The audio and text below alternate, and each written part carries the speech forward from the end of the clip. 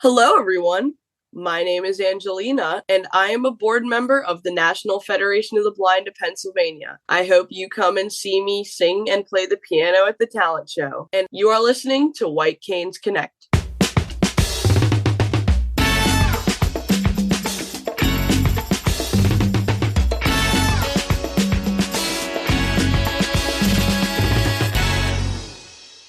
Hey there, PA Federationists. Welcome to another episode of White Canes Connect, presented by the National Federation of the Blind of Pennsylvania. My name is David Goldstein. I am the treasurer of both the Keystone chapter and the Pennsylvania Association of Blind Merchants. And joining me today on this special episode is Emily Gindlesperger, who is the second vice president of the NFB of Pennsylvania. And more importantly, for today's episode, she is the chair of the 2023 State Convention Committee. Emily, how are you today?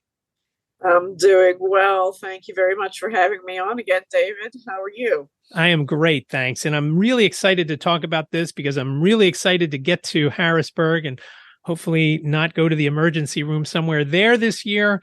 But the state convention is coming up in November. It's the 9th through the 12th, and we thought it would be a good idea while registration is open to talk about all the things that are going to be going on in Harrisburg at the Crown Plaza in November. Let's start off with the Crown Plaza. Why don't you talk a little about that? If people came to state convention 2 years ago, then they will be familiar. It is the Crown Plaza right in downtown Harrisburg, walking distance from almost anything, including the train station. But if you have luggage, it's usually easier just to get an Uber. And it's a pretty easy access hotel, in my opinion. We'll have the same meeting rooms as we did the other year, up on the second floor primarily. And that's, I don't know. I think it's going to be a fun time again. Yeah, I really like the hotel. The location is great.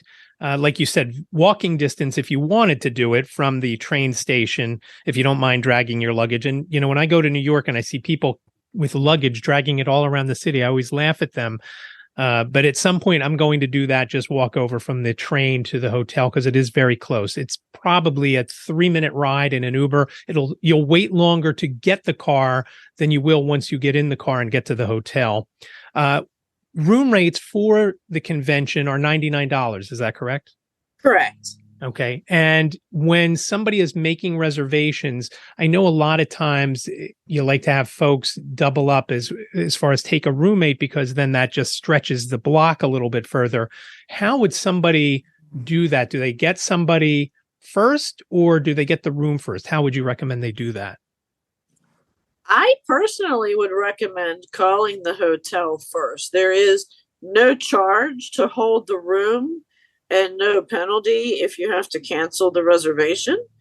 But we have 2 different ways that we have up on our website that you can register online, or you could call the hotel itself and ask for the NFB of PA room block, and they should be able to get you in. And then once you have the room, if you're looking for a roommate, you can contact Lynn Heights, the president, at any time. We do have people that reach out that either have rooms that they will not be using or they need a roommate, and we can connect people that way.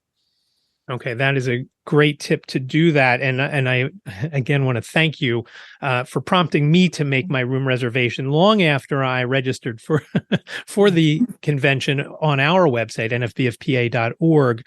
I just kept putting it off until you sent me that email and told me, better do it. And I did. Mm-hmm. So now I'm good. So as far as getting to the convention itself, if you're in the Harrisburg area, obviously you know how to get to downtown Harrisburg. If you're in the Philadelphia area like myself, there are a boatload of trains. And I guess maybe that's mixing those metaphors, but there's a whole bunch of trains that go from Philadelphia to Harrisburg on a daily basis. It's 10 or 12. And so you can kind of pick your time if you want to go. If you wanted to go for Thursday morning, you could go out either late Wednesday, or there's a very early Thursday morning train that gets you into Harrisburg before even the Possibilities Fair. And we'll go through all the different events at the convention in a second. As far as folks coming from the western end of the state, like yourself, Emily, how I guess the easiest way is you're going to be driving. Yes, my husband will be driving us out there. There is a train from Pittsburgh to Harrisburg, and it, if I am not mistaken, gets you in about 12:15. In Harrisburg, I think it leaves here like 6. And so there are train options as well as bus options. I think Erie is renting a van, if I'm not mistaken. And other people have just started carpooling with people who they know are going, who have the ability to drive and get others there. Okay, that's one thing that we're a little spoiled here on the eastern half of the state, because train travel is so easy. And we found out last year, going from here to Pittsburgh by train, there was one option. Mm-hmm. And there were technically more than one, but the one took about 8 hours, the train. Right. Otherwise, it's 11 and a half or 12 hours because it connects the dots from southeastern Pennsylvania until you get all the way out west there.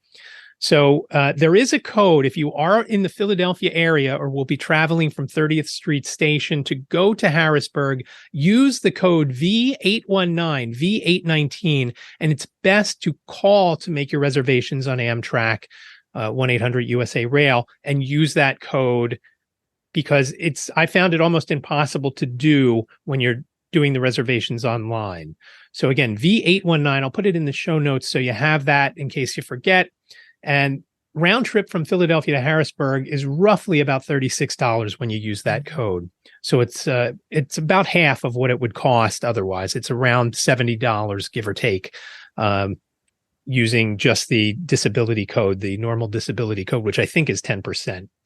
So, okay, once you're in Harrisburg, let's start off, Emily, on Thursday morning. That's basically the kickoff. And technically, I guess it's before the kickoff of the convention because it is a separate registration, is the Senior Possibilities Fair. Why don't you tell us about that? Sure. So Connie Shu is going to be the moderator for this event. And as you stated, it is a separate registration. It is $20, but that also includes a continental breakfast as well as the presenters. And they're putting together a goodie bag. I'm not exactly sure what may be in it, but they're putting something together for everyone. And I know at this time she's going to be having presentations on how to use certain technologies that might help older persons or seniors who are blind or who are experiencing going blind, on just tips and tricks on how to remain independent, what you can use. And then I do believe that someone from the Bureau of Blind and Vision Services will be in there to discuss different stuff. I'm not exactly sure. I guess the independent living older blind program and other opportunities that they may have through state agencies to help them, again, remain independent in their own homes. Yeah, and that's so important, and just keep somebody more on top of their game if they can remain independent and in their own homes. All right, so Thursday afternoon, there is Tech and Care of Business, which every time I use that, my spell checker wants to say, hey, this is spelled wrong. Teaching care of business Yes. is what usually comes up as my suggestion. But why don't you tell us about Tech and Care of Business? Well, I love the name, but it is going to be our tech seminar. And in this one, you're moderating it, by the way. Yes, I saw that. Yes. And I'm excited for it. And so, and we can talk offline of more of what you would like me to cover other than what we've already got planned. Right. So we're bringing in different blind business owners. And we're bringing in Pam Bequero, the president of the Blind Merchants Division. And the BVS representative is going to show up again and discuss different opportunities the state agency has with the BEP program, as well as they have a small business. I don't know exactly what they call it, but the way I see it and envision it, it is like a startup program. If you want to own your own business, they will help with startup money. and help you create a business plan and get you started that way. So you're off and running. So the technology will range from anything from organizational items to we have the Bill McCann from Dancing Dots will be in, and he has a whole range of items, including stuff for those who still want to be musicians and start a music career, and what apps are accessible in order to help with that.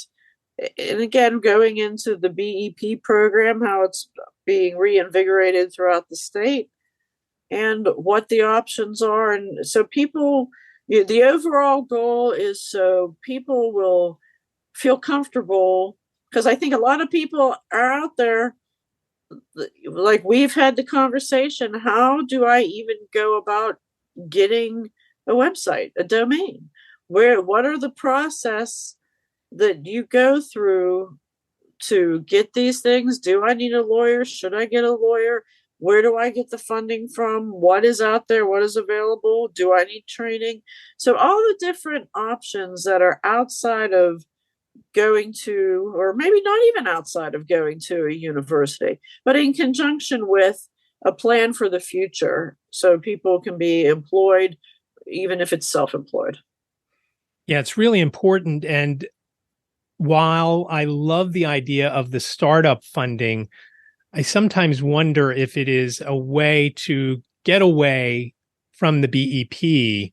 And we'll obviously touch on that as we're at the convention with the folks from BBVS. And it is a great idea, though, because if you want to start your own business, and maybe you don't want to do vending, and maybe you don't want to have a grab and go, or as I like to call it, a blind bodega, using the money that you can get, the seed money, the startup money from that, could get you well on your way, especially if you're thinking about an online business. And I will definitely be talking about that, because that is the easiest way to get going in a business, even if it's just a side hustle at the beginning. Maybe you have a job now. You can do things on the side at night, on the weekends, to get stuff going. And we'll talk about that while we're talking about business. Now, Thursday night is usually the veteran celebration. And again, it's going to be this year. Yes, we will be having hors d'oeuvres and a cash bar, as well as presentations from the representatives from the National Association of Blind Veterans, as well as, hopefully, we're trying to wrangle in some state politicians, maybe some federal people. Scott Perry actually spoke at this 2 years ago, and he came in, and he is actually a general. So he, talked about his experience and his being a veteran. So it was all around. I find it a necessary thing to thank those who served this country and who, whether it's age or service related, are experiencing blindness in some capacity, that they realize that they're still part of the family. And again, we're here to help them remain as independent as possible and to support them in any way that we can. Yeah, it's really nice to have those folks in, and it's nice that they come. I've seen the registrations come in, and I can always tell when it's somebody from the veterans, because I see Rochester, New York, and I see a couple of from Florida, things like that. So it's good to see those folks coming in. So as we move forward, then we get into Friday. Friday is usually the day for the different divisions and groups to have their meetings before we get to the big board meeting. Is that going to be the case this year? Yes, but we do have another special speaker. And last year we did like a Friday afternoon event that was out of this world, right? So this year we're doing sort of a similar thing, and we're highlighting a couple new things that we've never really seen before. So on Friday morning, the special presenter Friday morning is Rabbi Lenny Sarko, and he has put in some of the scrolls and converted them into Braille to serve the Jewish population who is losing their vision or blind, or who are Braille readers, who probably, well, most likely, since he's the only one that I know who's done it, they've never been able to read the scrolls. And so they are in Braille. So he is bringing them, and he is going to be presenting on them Friday morning, 9 o'clock to 10:15. And then and that's in ballroom A and B. After that, we will have the legislative update, which I'm the legislative chair, and we're going to have Senator Casey's right-hand man, I like to call him, Michael Gamble McCormick, will be joining us via Zoom, as well as a representative from the national office of the NFB. And we'll be discussing the legislation and updates that way. And then that afternoon, we'll be having a presentation with our president, Lynn Heights, and it'll be a diabetes seminar and discussion. And they'll be covering things from different medical devices to dietary things and all things diabetes related.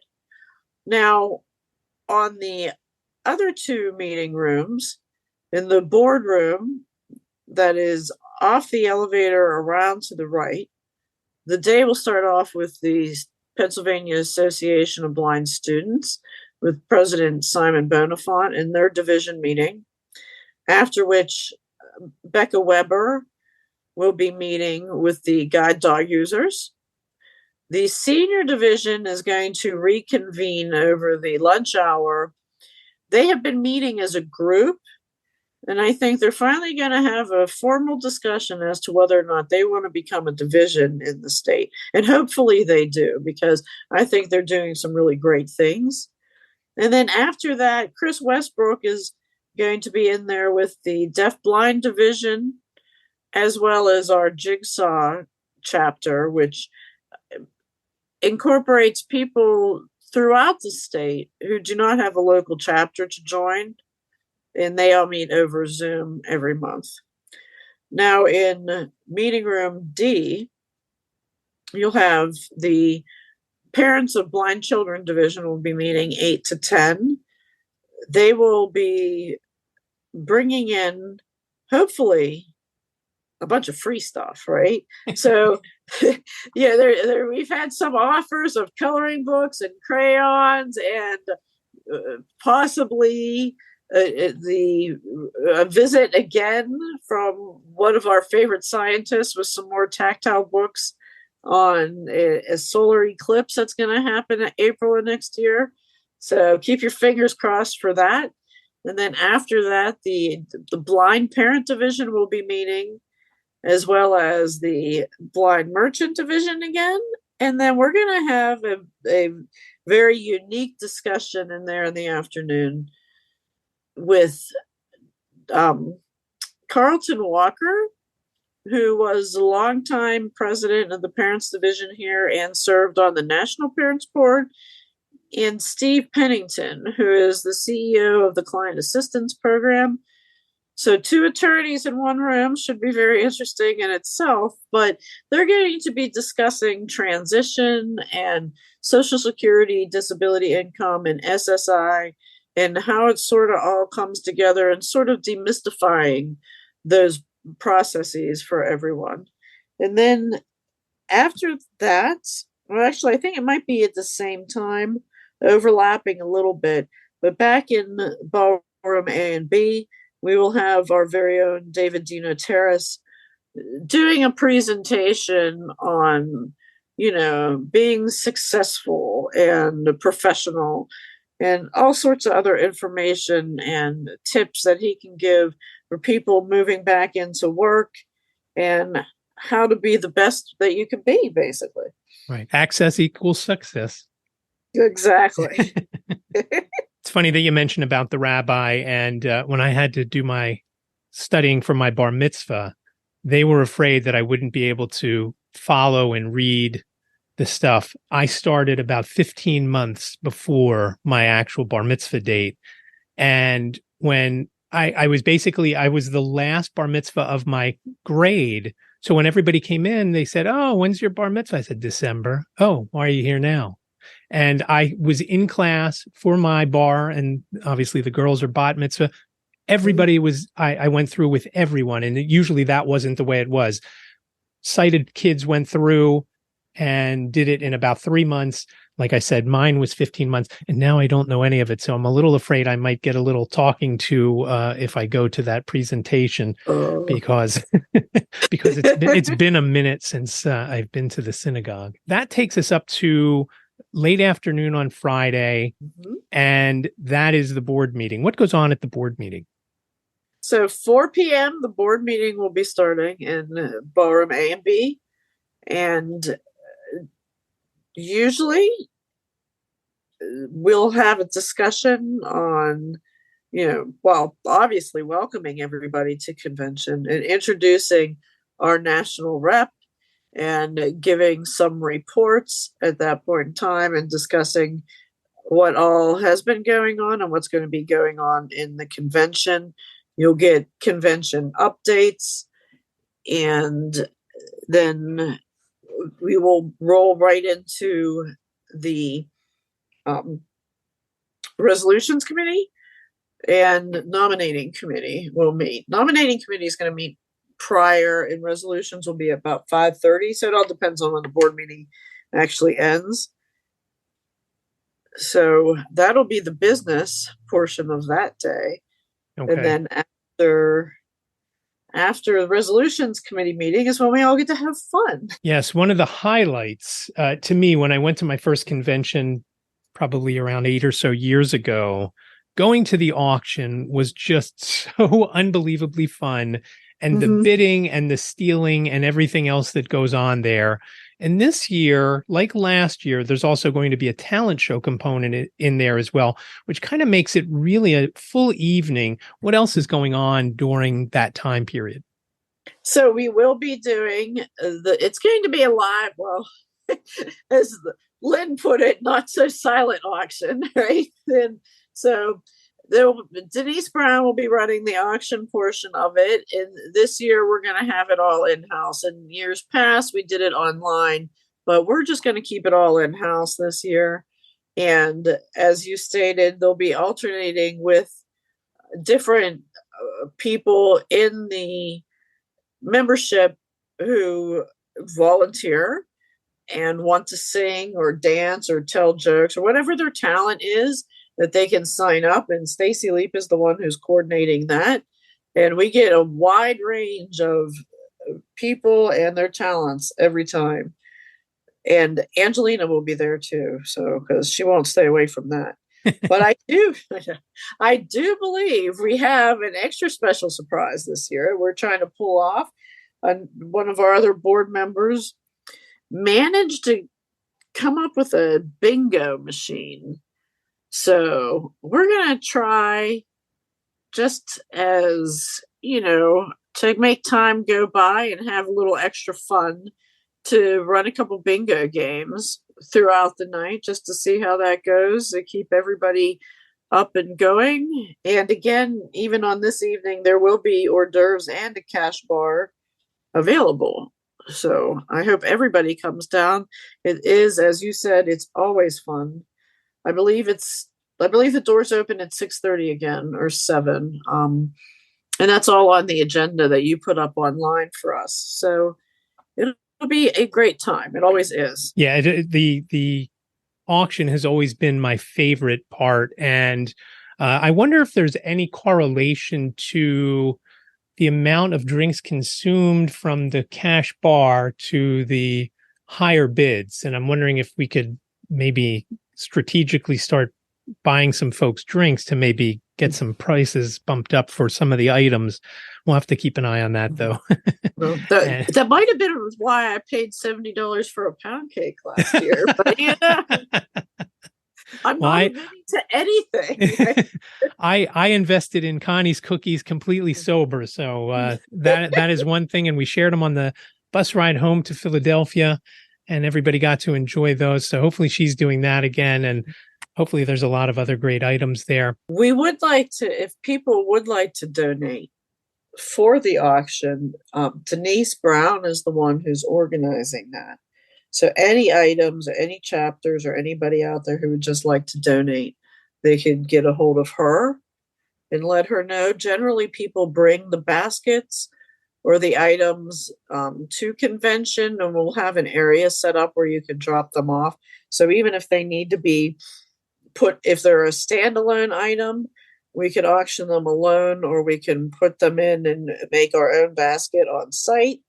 But anybody who wants to do that can call Denise or email her, and that would be a really great help for the convention.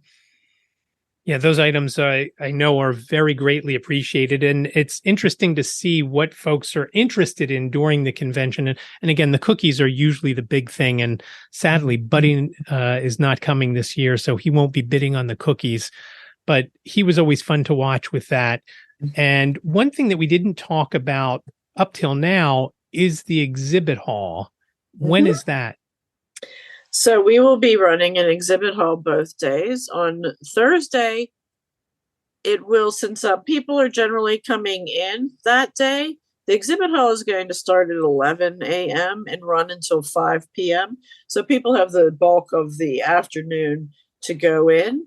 And then on Friday, it will be 9 a.m. to 3 p.m., closing right before the board meeting is convened, I guess would be the right word. You know, I've been on a board for how long, David? You think I know these words Right. by now, right? That's right. So I can tell you, our good friends at View Plus are going to be there. As I mentioned before, Bill McCann with Dancing Dots. Vanda Pharmaceuticals will be joining us as well.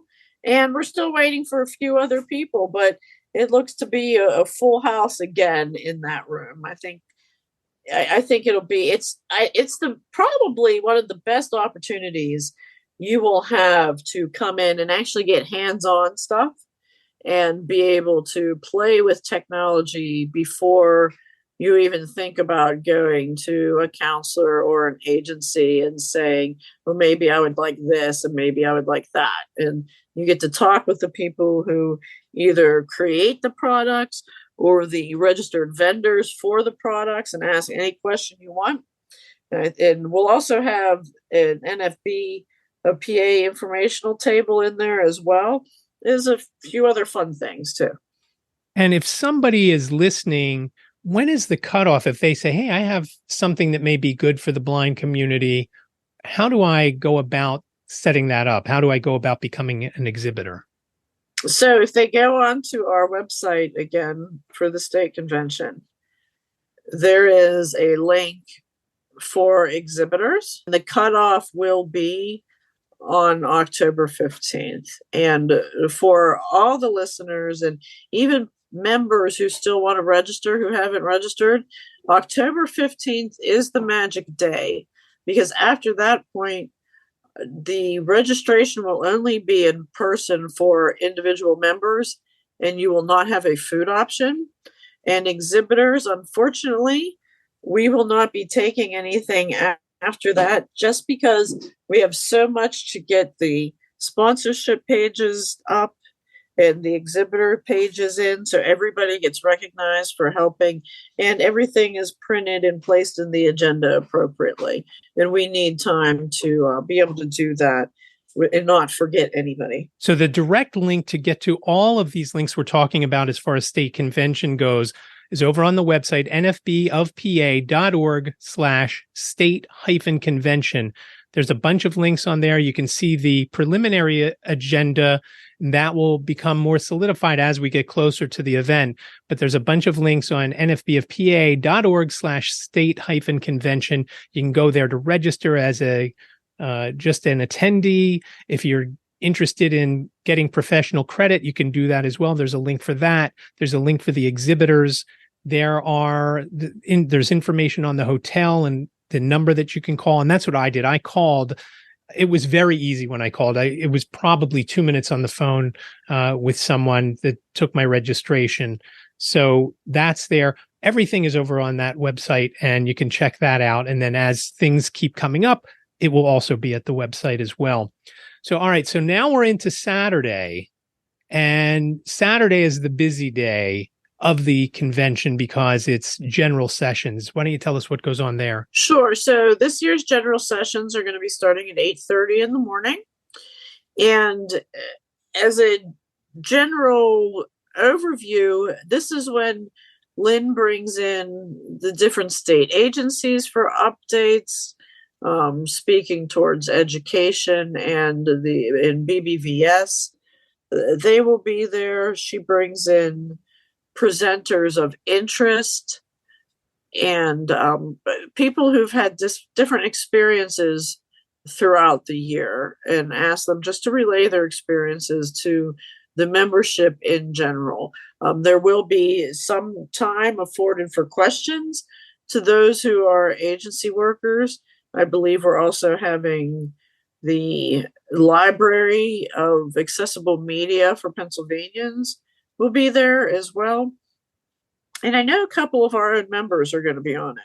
So I think it's very exciting. It's always nice to sit back and hear everybody and hear what's going on and the updates, and just to hear from our own.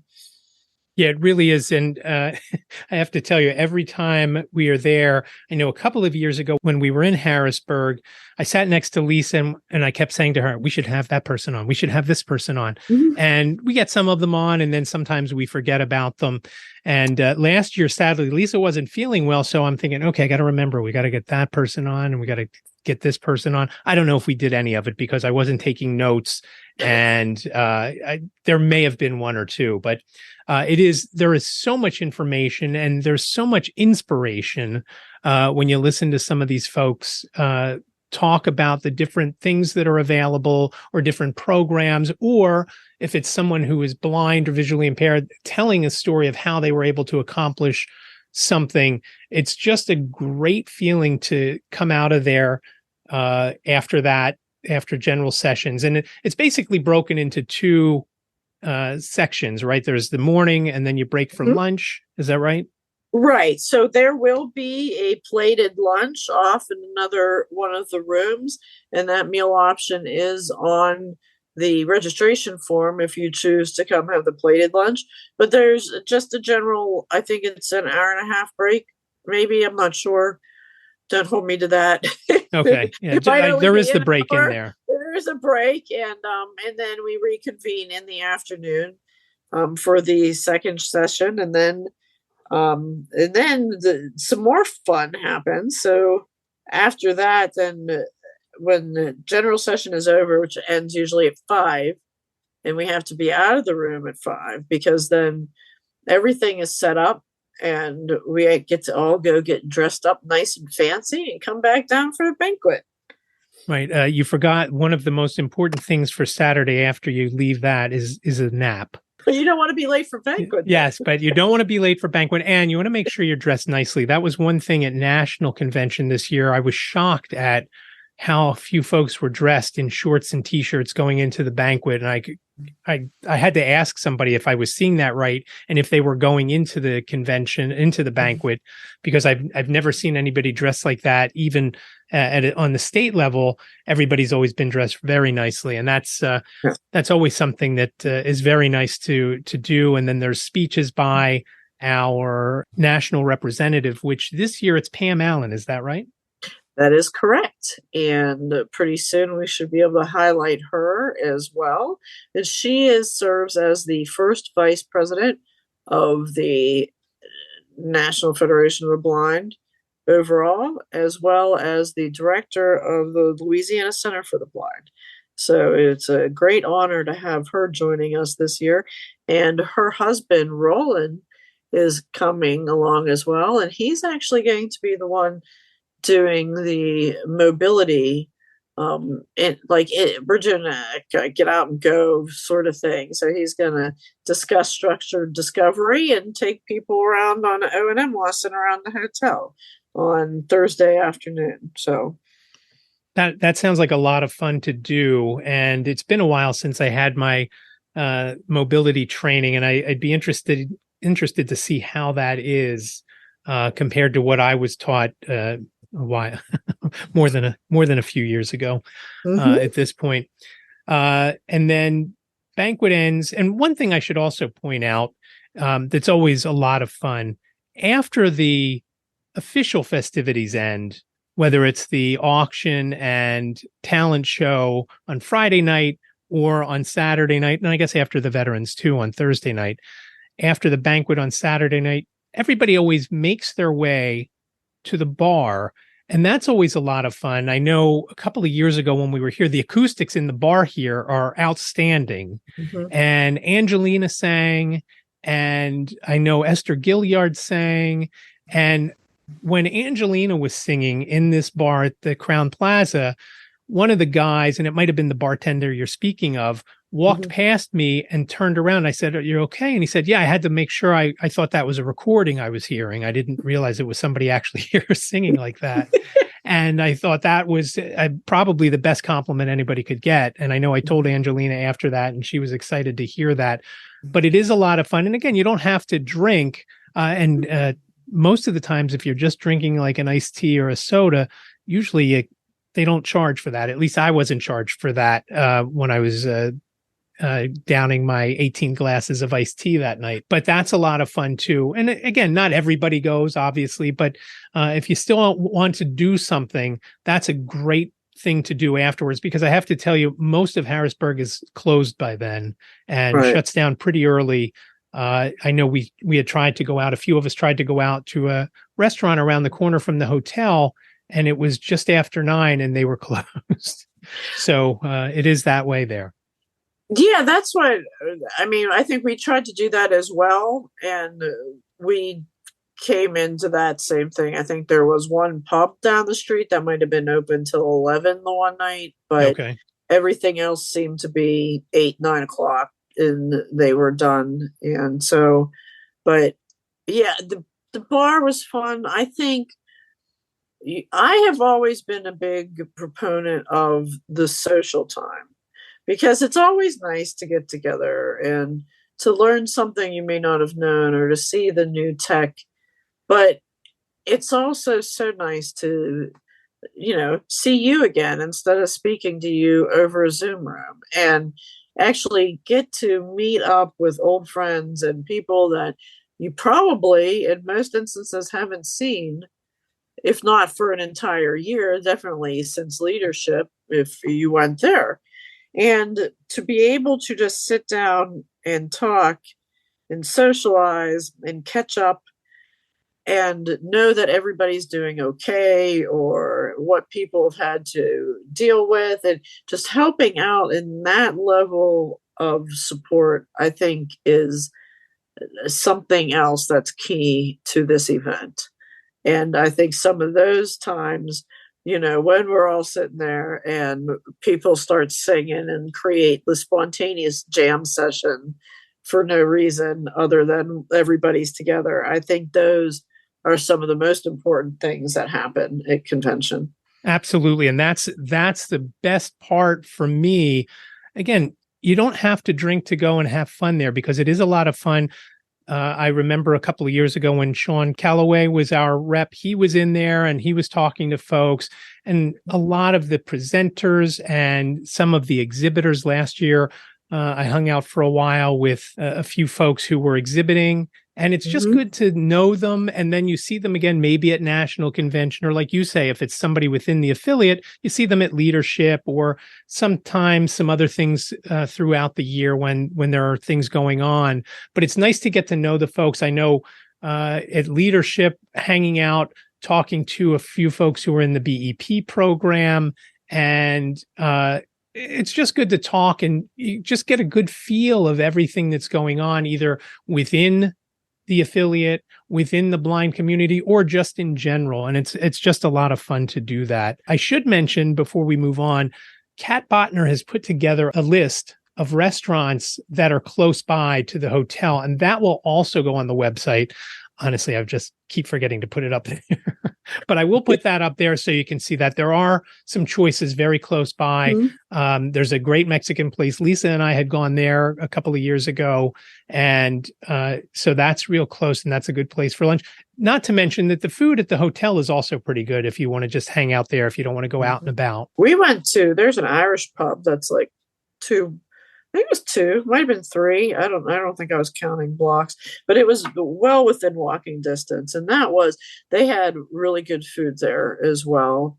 And it was nice just to like get out and, have the bite to eat with the veterans and then come back and, finish out the night. I think that was the night of the auction. So we went right back into the auction, but it's a lot of fun to meet up, and there are a lot of things that are close by, especially if you choose not to do the meal options.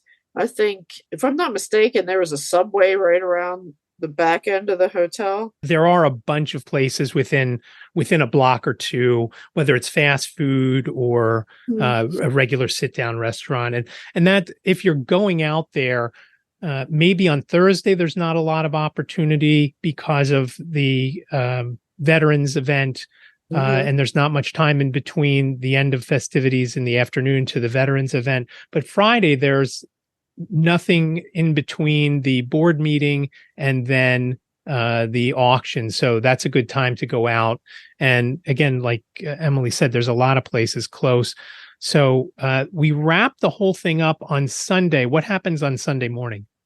So Sunday morning, bright and early at 8 a.m., I believe, we all get together and it's a catch-up time. They have on the meal choices, if you so do a meal, there is a breakfast buffet. And we get the opportunity as divisions and chapters to tell everybody else what we've been doing, what works, what fundraisers have happened, what outreach has been going on. Ultimately, it does move into the financial report of the convention. They call it the business meeting. And then if there are any resolutions presented Friday afternoon, then you get a final read through of the resolution, and then they're voted on by the membership. And then our lovely annual convention will conclude. In my eyes, the nice part about everything wraps up and you can be on your way back to the train station or back in your car and heading out, usually in the 11 o'clock hour, latest 12 o'clock hour, if everybody's checking out at the same time, which sometimes happens. And it's just a great time to be out. Like Emily said, the social aspect can't be overlooked. A lot of times people focus on what is in the event, whether it's this convention or if you go to a professional convention where there's all sorts of learning opportunities, which there are a lot here too. And don't get me wrong, those are important. And you'll get inspired on Saturday by some of the folks who were speaking.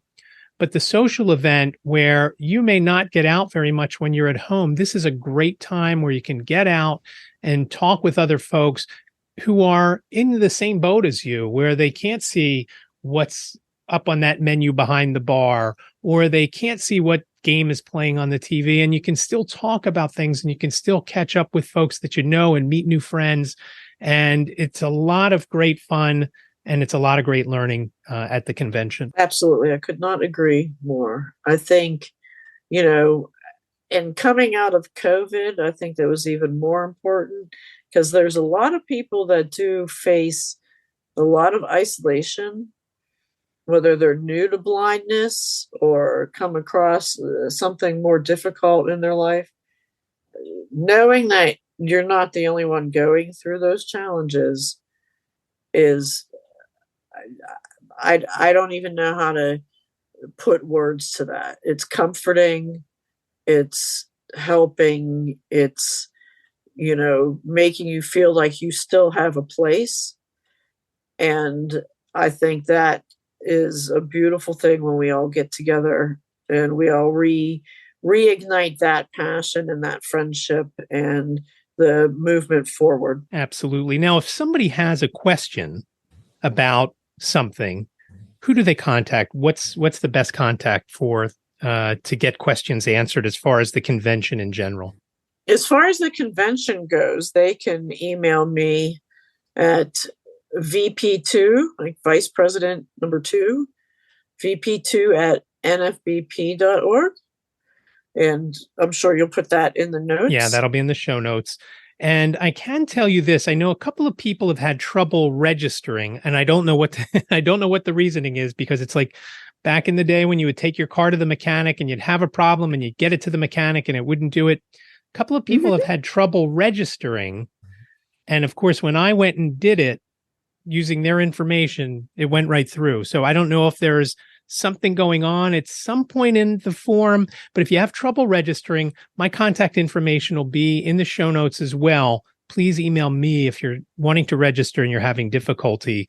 But otherwise, again, the convention is November 9th through the 12th, starting off with the Possibilities Fair, which is Thursday morning on the 9th, and then concluding with the business meeting on the 12th on Sunday morning.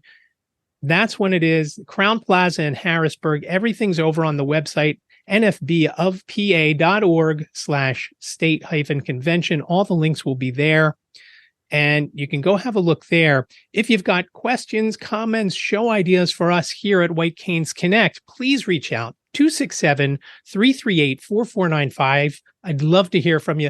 Give a call if you're going to be going to the convention, and if you're looking for a roommate or what you want to do, what you're looking forward to the most, give us a call. Again, 267-338-4495. You can also reach out via email. whitecanesconnect@gmail.com is the email address. Let us know what you've got to say. If you've got a question, a comment, show idea, something you love, something you hate. Don't write in and say, man, we'd love to see you sing at that talent show, David. It's not going to happen. Maybe that should be an auction item. The highest bidder gets me not to sing. Emily, I really appreciate you joining me on this episode today. Thank you so much. Well, thank you for having me, David. It's always a pleasure. And thanks to everybody for listening. Take care.